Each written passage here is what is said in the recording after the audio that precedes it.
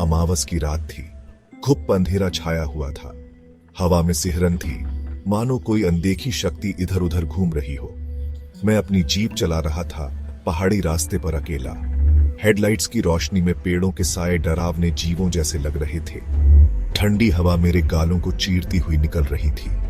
Radio पर अचानक खड़खड़ाहट होने लगी, फिर सन्नाटा। मुझे घबराहट होने लगी। मैं एक अनजान रास्ते पर था, जहां जाने का मेरा कोई इरादा नहीं था।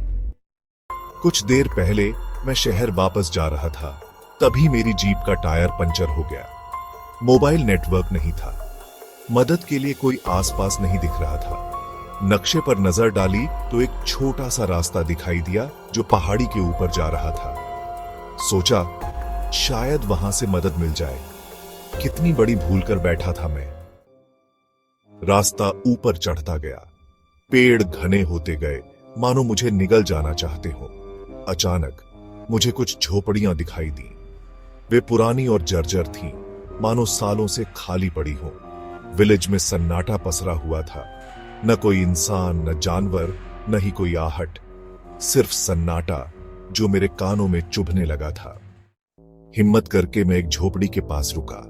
दरवाजा खोलते ही अंदर से धूल उड़ी। एक टूटा हुआ चारपाई, कुछ बर्तन और दीवार पर एक फीकी पिक्चर। लग रहा था जैसे यहां कभी जिंदगी रही होगी। खिड़की से बाहर देखा तो एक साया हिलता हुआ दिखाई दिया। मेरा दिल जोर से धड़कने लगा। मैंने साये का पीछा करने की कोशिश की, लेकिन वह गायब हो गया। तभी मेरी नजर जमीन पर पड़ी एक पुरानी डायरी पर। उसमें एक औरत ने अपनी आपबीती लिखी थी। वह इसी विलेज में रहती थी जहां एक भयानक हादसा हुआ था। डायरी में लिखा था कि इस विलेज को कर्स मिला है। यहाँ के लोग रात को अजीबोगरीब हरकतें करने लगते थे, मानो किसी बुरी आत्मा के काबू में हो। औरत ने लोगों को चेतावनी दी थी कि यहां से चले जाएं, लेकिन उसकी कोई नहीं सुना। एक रात पूरा विलेज खाली हो गया। बस वही औरत जिंदा बची थी, जो बाद में पागल हो गई। डायरी पढ़कर मेरे रोंगटे खड़े हो गए। जिस साये को मैंने देखा था, क्या वह उसी औरत का था? क्या यह विलेज वाकई श्रापित था? और यहां क्या हुआ था जिसकी वजह से सब लोग गायब हो गए?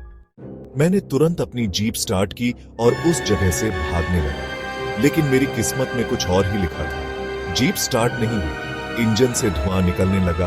मैं फंस गया था। तभी मुझे झोपड़ी की खिड़की पर एक चेहरा दिखाई दिया। वह वही औरत थी जिसकी डायरी मैंने पढ़ी थी। उसकी आंखें लाल थीं और चेहरे पर एक भयानक मुस्कान थी।